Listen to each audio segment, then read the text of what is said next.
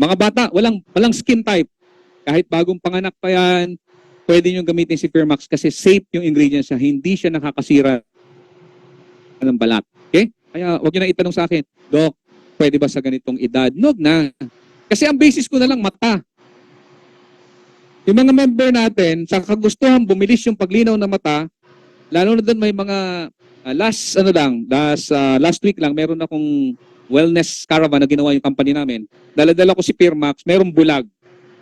Walang naaninag. Ineksperimentohan ko ng Firmax. Tenerapy. Alam mo after, ano nangyari?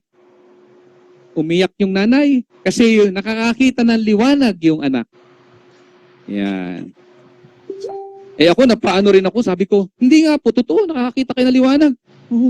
Saka yung duling, kasi yung mata niya, hindi lang bulag, duling pa. Yun ang kamalas-malasan, bulag na, duling pa. Papakita ko sa inyo mamaya pagkatapos ng seminar. Nandito sa cellphone ko. Oo, inano ko na siya. Okay? So, kaya talagang ito, makita nyo naman.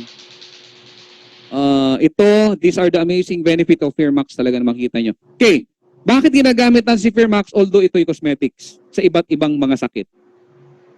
Hindi nyo ba naisip yun?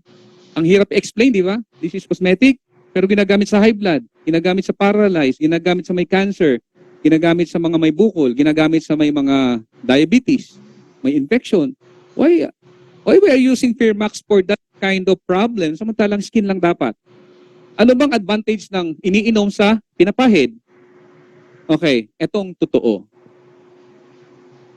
Actually, wala siyang masyadong difference in terms of effectivity. Kasi ganito po yan. Pag uminom ka ng supplement, pumasok sa tiyan mo, hindi sigurado kung anong resulta nun.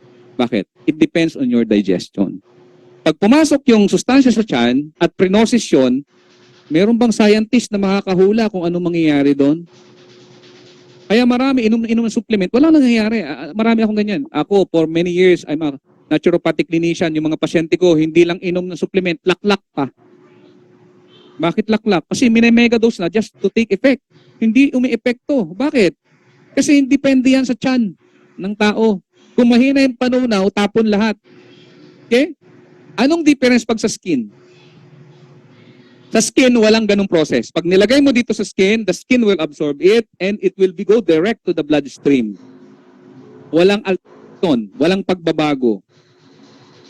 Saka pag ikaw ay nagbibigay ng supplement, maraming restriction. Pag diabetic o pag may kidney problem, sabi niya, sabi ng doktor ko, wag ako kasing uminom ng kung ano-ano. Oh, wala na, sablay ka na.